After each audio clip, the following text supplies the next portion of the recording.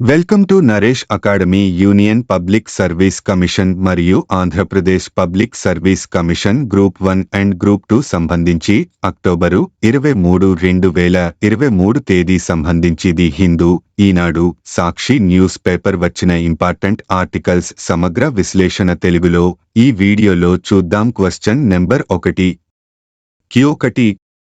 గాజాలో బాధితుల కోసం భారత్ మానవతా సాయం గురించి వివరాలు తెలపండి. గాజాలో బాధితుల కోసం 6.5 టన్నుల వైద్య, 32 టన్నుల విపత్తు సహాయక సామగ్రిని ఆదివారం భారత్ పంపింది. భారతీయ వాయుసేనకు చెందిన C-17 విమానం వాటిని తీసుకుని ఈజిప్టులోని ఎలరిష్ విమానాశ్రయానికి వెళ్లింది. ఇందులో ప్రాణాధార ఔషధాలు, శస్త్రచికిత్స పరికరాలు, టెంట్లు, స్లీపింగ్ బ్యాగులు, టార్పాలిన్స్, శానిటరీ వస్తువులు, నీటిని శుద్ధి చేసే ట్యాబ్లెట్లు ఉన్నాయి. ఆపరేషన్ అజయ్లో భాగంగా ఇజ్రాయెల్ నుంచి మరో 143 మందితో ప్రత్యేక విమానం భారత్కు చేరుకుంది. అందులో 2 నేపాలీలు, 4 శిశువులు ఉన్నారు. Question number 2. అతి తీవ్ర తుపానుగా మారిన తేజ్ గురించి వివరాలు తెలపండి. అరేబియా సముద్రంలో ఏర్పడిన తేజ్ తుపాను అతి తీవ్ర తుపానుగా రూపాంతరం చెందిందని భారత వాతావరణ శాఖ IMD వెల్లడించింది. ప్రస్తుతం అది యెమెన్ తీరం వైపు ప్రయాణిస్తోందని పేర్కొంది.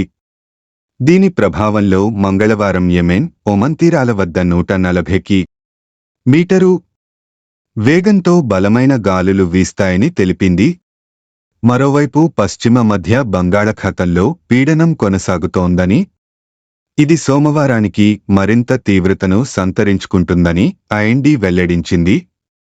3 రోజుల తర్వాత పీడనం దిశను మార్చుకుని బంగ్లాదేశ్, పశ్చిమ బెంగాల్ల వైపు ప్రయాణిస్తుందని పేర్కొంది. Question number 3. లిగ్నైట్ కంపెనీ యొక్క green arm energy India limited గురించి వివరాలు తెలపండి. సందర్భం లిగ్నైట్ కంపెనీ యొక్క green arm energy India limited వ్యాపార కార్యకలాపాలను ప్రారంభించింది.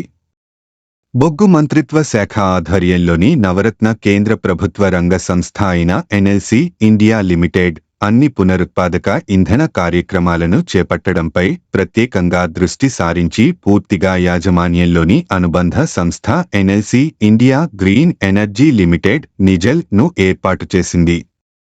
CEA విద్యుత్ మంత్రిత్వ శాఖ యొక్క ఆప్టిమల్ ఎనర్జీ మిక్స్ నివేదిక 2030 ప్రకారం గ్రిడ్లో ఊహించిన BESS సుమారు 41.65 GW మరియు ఇది నిల్వ వ్యవస్థ అభివృద్ధికి గొప్ప అవకాశాన్ని అందిస్తుంది. అనుబంధ సంస్థ 2030 నాటికి 6 GW సామర్థ్యంతో ప్రాజెక్టులను స్థాపించాలని భావిస్తున్నారు. దేశంలోని వివిధ ప్రాంతాల్లో 2 GW ప్రాజెక్టులు అభివృద్ధి చేయబడుతున్నాయి. నవరత్న కంపెనీ హోదాను సాధించడానికి ప్రభుత్వ రంగ యూనిట్ నికర విలువ, నికర లాభం, మొత్తం ఉత్పత్తి వ్యయం, మొత్తం మానవశక్తి వ్యయం, సేవల వ్యయం, ఉపాధి మూలధనం వంటి పారామితులలో కనీసం 100కి 60 స్కోర్ను సాధించాలి. మరియు బడ్జెట్, తరుగుదల, వడ్డీ మరియు పన్నులకు ముందు లాభం, దానికి మినీరత్న హోదా కూడా ఉండాలి. కంపెనీలో 4 స్వతంత్ర బోర్డు డైరెక్టర్లు ఉండాలి. నవరత్న కంపెనీలకు స్పష్టమైన ప్రభుత్వ అనుమతి అవసరం లేకుండా 1,000 కోట్ల రూపాయలు వరకు పెట్టుబడి పెట్టే స్వేచ్ఛ ఉంది. వారు తమ నికర విలువలో 15ని నిర్దిష్ట ప్రాజెక్టులో లేదా మొత్తం సంవత్సరంలో వారి నికర విలువలో 30% పెట్టుబడి పెట్టవచ్చు, కానీ 1,000 కోట్ల రూపాయలు పరిమితిని మించకుండా. Question number 4. National cooperative for exports limited NCL, national cooperative for exports limited NCL గురించి వివరాలు తెలపండి. సందర్భం national cooperative for exports limited NCL October 23 సోమవారం న్యూఢిల్లీలో ఏర్పాటు చేసిన సహకార ఎగుమతులపై జాతీయ సింపోజియంలో కేంద్ర హోం మంత్రి మరియు సహకార మంత్రి శ్రీ అమిత్ షా ప్రసంగిస్తారు. శ్రీ అమిత్ షా NCL యొక్క లోగో, వెబ్సైట్ మరియు బ్రోచర్ను కూడా ప్రారంభిస్తారు మరియు NCL సభ్యులకు సభ్యత్వ ధృవీకరణ పత్రాలను పంపిణీ చేస్తారు. ఎగుమతి మార్కెట్లకు అనుసంధానం కోసం సహకార సంఘాలను ఛానలైజ్ చేయడం, భారతీయ వ్యవసాయ ఎగుమతుల సంభావ్యత మరియు ఇతర సహకార సంఘాల అవకాశాలతో సహా విస్తృత శ్రేణి సమస్యలు సింపోజియంలో చర్చించబడతాయి. ఎన్సిఎల్ అనేది మల్టీస్టేట్ కోఆపరేటివ్ సొసైటీస్ యాక్ట్ 2002 కింద నమోదు చేయబడిన సహకార రంగ ఎగుమతుల కోసం కొత్తగా స్థాపించబడిన గొడుగు సంస్థ. ఎన్సిఎల్ వ్యవసాయం మరియు అనుబంధ కార్యకలాపాలతో పాటు చేనేత మరియు హస్తకళల వస్తువులను కవర్ చేస్తుంది మరియు 2025 నాటికి దాని ఆదాయాన్ని ప్రస్తుత స్థాయి రూ.2160 కోట్ల నుండి రెట్టింపు చేయాలని లక్ష్యంగా పెట్టుకుంది. 4 ప్రముఖ సహకార సంస్థలు Gujarat cooperative milk marketing federation (జిమిఫ్), Amul, Indian farmers fertilizer cooperative (ఇఫ్కో), కృషక్ భారతి కోఆపరేటివ్ (క్రిబ్కో) మరియు national agricultural cooperative marketing federation of India (ఎన్ఎఫ్ఈఈ) మరియు నేషనల్ కోఆపరేటివ్ డెవలప్మెంట్ కార్పొరేషన్ (ఎన్సిడిసి) సంయుక్తంగా ని ప్రమోట్ చేసింది. సహకార మంత్రిత్వ శాఖ గత 27 నెలల్లో సహకార సంఘాలను బలోపేతం చేయడానికి మరియు భారతదేశ ఆర్థిక వృద్ధికి వారి సహకారాన్ని పెంచడానికి 54 కార్యక్రమాలను ప్రారంభించింది. ఈ చొరవ భారతీయ సహకార వ్యాపారాల ప్రపంచ స్థాయిని మరియు పోటీతత్వాన్ని పెంచడం లక్ష్యంగా పెట్టుకుంది.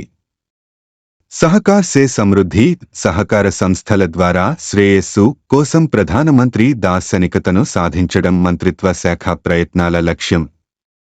Question number 5. సిజేఐకు గ్లోబల్ లీడర్షిప్ అవార్డు అందజేత గురించి వివరాలు తెలపండి. హార్వర్డ్ లా స్కూలుకు చెందిన న్యాయవాద వృత్తి కేంద్రం భారత ప్రధాన న్యాయమూర్తి సిజేఐ జస్టిస్ డి.వై. చంద్రచూడకు గ్లోబల్ లీడర్షిప్ అవార్డు అందజేసింది. ఈ ఏడాది జనవరి 11న ఆన్లైన్ ద్వారా జరిగిన ఓ వేడుకలో సిజేఐకు ఈ అవార్డును ప్రకటించారు.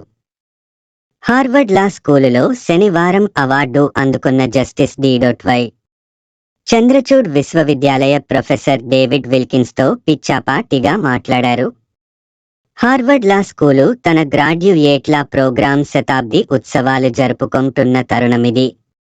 1982 నుంచి 86 వరకు మధ్యకాలంలో హార్వర్డ్లో తాను న్యాయవాద కోర్సులు చదువుకున్న నాటి జ్ఞాపకాలను ఈ సందర్భంగా జస్టిస్ డి.వై. చంద్రచూడ్ నెమరు వేసుకున్నారు. భారత సుప్రీంకోర్టు ప్రధాన న్యాయమూర్తిగా తాను బాధ్యతలు చేపట్టాక తొలి ఏడాదిలో చేపట్టిన కార్యక్రమాలను వివరించారు. హార్వర్డ్లోని లీగల్ ఎయిడ్ క్లినిక్ల గురించి మాట్లాడుతూ న్యాయవాద విద్య అభ్యసించే విద్యార్థులకు ఇవి చాలా ఉపయోగకరమని అన్నారు. విశ్వవిద్యాలయంలోని విద్యార్థులు వివిధ విభాగాల ఫ్యాకల్టీ సభ్యులతోనూ సిజేఐ చర్చల్లో పాల్గొన్నారు. Question number 6. అమెరికానే అతిపెద్ద వాణిజ్య భాగస్వామి వివరాలు తెలపండి. ప్రస్తుత ఆర్థిక సంవత్సరం తొలి అర్ధభాగంలో మన దేశానికి అతిపెద్ద వాణిజ్య భాగస్వామిగా అమెరికా నిలిచింది. చైనా రెండో స్థానంలో నిలిచింది. అంతర్జాతీయ అనిశ్చితిలో ఎగుమతులు దిగుమతులు తగ్గిన నేపథ్యంలో ఈ పరిణామాలు చోటు చేసుకున్నాయి. అమెరికా భారత్ల మధ్య ద్వైపాక్షిక వాణిజ్యం ఈ ఆర్థిక సంవత్సరం ఏప్రిల్-సెప్టెంబరులో $59.67 బిలియన్ సుమారు $4.95 లక్షల కోట్ల గా నమోదైంది. గత ఆర్థిక సంవత్సరం ఇదే సమయంలో జరిగిన $67.28 బిలియన్ సుమారు $5.58 లక్షల కోట్ల తో పోలిస్తే ఇది 11.3% తక్కువ. ఈ సమయంలో అమెరికాకు మన ఎగుమతులు $25.79 బిలియన్ నుంచి $21.39 బిలియన్ తగ్గాయి. ఇదే సమయంలో భారత్ చైనాల మధ్య ద్వైపాక్షిక వాణిజ్యం 3.56% తగ్గి $58.11 బిలియన్ పరిమితమైంది. చైనాకు మన ఎగుమతులు $7.84 బిలియన్ నుంచి $7.74 బిలియన్ తగ్గితే అక్కడి నుంచి మన దేశంలోకి దిగుమతులు కూడా $52.42 బిలియన్. ఉత్పత్తి డాలర్ల నుంచి చేయగలవని వెల్లడైంది. 50.47 డైనిమా ఫ్యాబ్రిక్ పై డాలర్లకు అమర్చినప్పుడు తగ్గాయి. అది 370 అమెరికాతో వాట్లుగా వాణిజ్యం ఉంటుందని మరింత తేలింది. బాగుండొచ్చు. సంప్రదాయ అంతర్జాతీయంగా సౌర గిరాకీ ఫలకాల తగ్గిన సామర్థ్యంతో నేపథ్యంలో పోల్చినప్పుడు అమెరికా ఇది భారత్ మధ్య 18 రెట్లు ఎగుమతులు అధికం. దిగుమతులు ఏప్రిల్ ఈ సోలార్ సెప్టెంబరులో ప్యానెల్ తగ్గిన మన్నిక కూడా త్వరలోనే ఎక్కువే. వాణిజ్య వృద్ధి దాన్ని సానుకూలంగా 500 సార్లు ఉండొచ్చంటున్నారు. మడిచి తెరిచిన ఇరు 90% దేశాలు ఆర్థిక సామర్థ్యంతో సంబంధాలను విద్యుత్ను మరింత ఉత్పత్తి బలోపేతం చేయగలదు. చేసుకునేందుకు చర్యలు బోలెడు తీసుకుంటుండడమే ప్రయోజనాలు. ఇందుకు నేపథ్యం. ఈ ఫలకాలు క్వశ్చన్ నెంబర్ 7 ఉండటం వల్ల అమెరికానే అతిపెద్ద వాణిజ్య భాగస్వామి వివరాలు తెలపండి. ఉల్లిపొర లాంటి సౌర ఫలకాలు గురించి వివరాలు తెలపండి. నానాటికి పెరుగుతున్న కాలుష్యానికి సత్వరం విరుగుడు కనుగొనాల్సిన అవసరం మానవాళికి ఏర్పడింది. ఈ లక్ష్య సాధనకు సౌర విద్యుత్ బాగా అక్కరకొస్తుంది. దీన్ని మరింత విస్తృతం చేయడానికి అమెరికాలోని Massachusetts institute of technology MIT శాస్త్రవేత్తలు అద్భుత పరిజ్ఞానాన్ని అభివృద్ధి చేశారు. వీరు వెంట్రుక కన్నా పలుచనైన సోలార్ సెల్స్ ను రూపొందించారు. దీని సాయంతో ఏ ఉపరితలాన్నైనా విద్యుత్ వనరుగా మార్చేసుకోవచ్చు. అవసరం తీరాక దీన్ని సులువుగా మడిచేయవచ్చు. ఎందుకీ ఈ ఫలకాలు? సంప్రదాయ సిలికాన్ సోలార్ సెల్స్ చాలా బలహీనంగా ఉంటాయి. అందువల్ల వాటిని గాజు, మందపాటి అల్యూమినియంతో తయారైన పెట్టెల్లో ఉంచాలి. దీనివల్ల వాటిని సులువుగా ఎక్కడ పడితే అక్కడ ఏర్పాటు చేయడానికి వీల్లేదు. ఈ ఇబ్బందిని అధిగమించేందుకు MITకి చెందిన వన్ ల్యాబ్ శాస్త్రవేత్తలు పరిశోధనలు సాగించారు. బుడగ మీద నిలబెట్టగలిగిన 7 ఏళ్ల కిందట వన్ ల్యాబ్ బృందం ఓ సరికొత్త పదార్థంతో అత్యంత పలుచని సోలార్ సెల్స్ అభివృద్ధి చేసింది. అది ఎంత తేలికగా ఉంటుందంటే సబ్బు నురగలో వచ్చే బుడగలపైన నిలవగలదు. అయితే దీని తయారీకి వాక్యూమ్ ఆధారిత ప్రక్రియలు అవసరం. అది బాగా ఖర్చుతో కూడుకున్న వ్యవహారం. పైగా ఆ విధానంలో భారీ సంఖ్యలో సౌర ఫలకాల ఉత్పత్తి కూడా కష్టమే. ముద్రణకు వీలైన ఇంతో సరికొత్త విధానాన్ని ఉపయోగించి ఈ ఇబ్బందిని MIT శాస్త్రవేత్తలు అధిగమించారు. ఈ ప్రక్రియలో వీరు ముద్రణకు వీలైన ఎలక్ట్రానిక్ ఇంక్ రూపంలో ఉన్న నానో పదార్థాలను ఉపయోగించారు. ఆ తర్వాత స్లాట్ డైకోటర్ సాధనాన్ని ఉపయోగించి 3 మైక్రాన్ల మందం మాత్రమే కలిగిన ఒక ప్లాస్టిక్ ఫలకంపై పొరలు పొరలుగా సోలార్ సెల్ ఆకృతిని ముద్రించారు. స్క్రీన్ ప్రింటింగ్ సాయంతో ఒక ఎలక్ట్రోడ్ను ఆ ఆకృతిపై అమర్చారు. ఆ తర్వాత ముద్రిత మాడ్యూల్ను ప్లాస్టిక్ ఫలకం నుంచి వేరు చేశారు. ఇలా సిద్ధమైన సోలార్ సెల్ మందం 15 మైక్రాన్ల మేర మాత్రమే ఉంది. ఈ విధానం భారీ స్థాయిలో ఉత్పత్తికి కూడా అనువుగా ఉండటం విశేషం. అయితే ఇలాంటి పలుచటి సౌర మాడ్యూళ్ల నిర్వహణ అంత సులువు కాదు. చాలా త్వరగా అవి చిరిగిపోతాయి. ఈ లోపాన్ని అధిగమించడానికి తేలికపాటి ఎటుపడితే అటు వంగే వీలున్న బలమైన పొరకు ఈ ఫలకాలను అతికించాలని నిర్ణయించారు. అలాంటి పదార్థం కోసం వారు శోధించారు. ఈ క్రమంలో డైనిమా అనే తేలికపాటి వస్త్రం ఇందుకు అనువైందని గుర్తించారు. ఇది చదరపు మీటరుకు 13 గ్రాముల బరువును మాత్రమే కలిగి ఉంటుంది. డైనిమాను చాలా బలమైన పోగులతో నిర్మించారు. వాటితో తయారు చేసిన తాళ్ల సాయంతో సముద్రంలో మునిగిన ఒక నౌకను గతంలో పైకి లాగారు. దీన్ని బట్టి ఆ పదార్థం ఎంత దృఢంగా ఉంటుందో అర్థం చేసుకోవచ్చు. UV క్యూరబుల్ జిగురుతో ఈ సోలార్ మాడ్యూల్స్ను డైనిమా వస్త్రానికంతికించారు. సాధారణ సౌర ప్యానెల్ కన్నా మెరుగు. ఈ సౌరఫలకాలు కిలో బరువుకు 730 వాట్ల చొప్పున విద్యుత్ను నేరుగా ఉపయోగించినప్పుడు ఉత్పత్తి చేయగలవని వెల్లడైంది. డైనిమా ఫ్యాబ్రిక్ పై అమర్చినప్పుడు అది 370 వాట్లుగా ఉంటుందని తేలింది. సంప్రదాయ సౌర ఫలకాల సామర్థ్యంతో పోల్చినప్పుడు ఇది 18 రెట్లు అధికం. ఈ సోలార్ ప్యానెల్ మన్నిక కూడా ఎక్కువే. దాన్ని 500 సార్లు మడిచి తెరిచిన 90% సామర్థ్యంతో విద్యుత్ను ఉత్పత్తి చేయగలదు. బోలెడు ప్రయోజనాలు. ఈ ఫలకాలు సన్నగా, బరువు తక్కువగా ఉండటం వల్ల వాటిని అనేక రకాల ఉపరితలాలపై పెట్టి లామినేట్ చేయవచ్చు. ఉదాహరణకు వీటిని ఒక పడవ తెరచాపలోకి అనుసంధానించి సాగర ప్రయాణంలో ఉండగా విద్యుదుత్పత్తి చేయవచ్చు.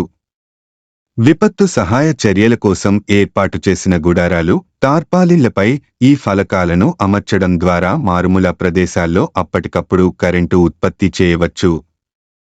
డ్రోన్ల రెక్కలపైన వీటిని అమర్చవచ్చు. తద్వారా వాటి గగన విహార సమయాన్ని పెంచొచ్చు. Question number 8. అంతర్జాతీయ మంచు చిరుత దినోత్సవం గురించి వివరాలు తెలపండి. వివరణ: అంతర్జాతీయ మంచు చిరుత దినోత్సవాన్ని అక్టోబర్ 23న జరుపుకుంటారు. లక్ష్యం మంచు చిరుతపులి సంరక్షణ మరియు రక్షణపై అవగాహన పెంచడం. నేపథ్యం: ఈ మంచు చిరుతపులి సంరక్షణపై 12 దేశాలు బిష్కెక్ డిక్లరేషన్ను ఆమోదించడంతో అక్టోబర్ 23, 2013న అంతర్జాతీయ మంచు చిరుత దినోత్సవం అమలులోకి వచ్చింది. 12 దేశాలలో భారతదేశం, Nepal, Bhutan, China, Mongolia, Russia, Pakistan, Afghanistan, Kyrgyzstan, Kazakhstan, Tajikistan మరియు ఉజ్బెకిస్తాన్ ఉన్నాయి. Global snow leopard and ecosystem protection programme (GSLEP) కూడా అదే రోజున మంచు చిరుతపులి సంరక్షణను ప్రధానాంశంగా ఉపయోగించి ఎత్తైన పర్వతాల అభివృద్ధి సమస్యలను పరిష్కరించడానికి ప్రారంభించబడింది. మంచు చిరుత టాప్ ప్రెడేటర్. మంచు చిరుత, దీనిని పర్వతాల ఘోస్ట్ అని కూడా పిలుస్తారు, ఆహార వెబ్లో అగ్ర ప్రెడేటర్గా ఉన్నందున వారు నివసించే పర్వత పర్యావరణ వ్యవస్థ యొక్క ఆరోగ్యానికి సూచికగా పనిచేస్తుంది. నివాసం: మంచు చిరుత మధ్య మరియు దక్షిణ ఆసియాలోని ఏటవాలు పర్వతాలలో, ఎత్తైన ప్రదేశాలలో మరియు అత్యంత శీతల వాతావరణంలో నివసిస్తుంది. వారు జమ్మూ మరియు కాశ్మీర్, హిమాచల్ ప్రదేశ్, ఉత్తరాఖండ్, సిక్కిం మరియు అరుణాచల్ ప్రదేశ్ రాష్ట్రాలు కేంద్రపాలిత ప్రాంతాలలో ఎత్తైన హిమాలయన్ మరియు ట్రాన్స్ హిమాలయన్ ల్యాండ్స్కేప్లో నివసిస్తున్నారు. మంచు చిరుతతో సహా 5 పెద్ద పిల్లుల ఉనికిని కలిగి ఉన్న ఏకైక దేశం భారతదేశం. మిగిలిన 4 సింహం, పులి, సాధారణ చిరుతపులి మరియు మేఘాల చిరుతపులి. మంచు చిరుత ప్రపంచ రాజధాని హెమిస్, లడఖ్. హెమిస్ నేషనల్ పార్క్ భారతదేశంలోని అతిపెద్ద జాతీయ ఉద్యానవనం మరియు మంచు చిరుతపులి యొక్క మంచి ఉనికిని కూడా కలిగి ఉంది. Question number 9.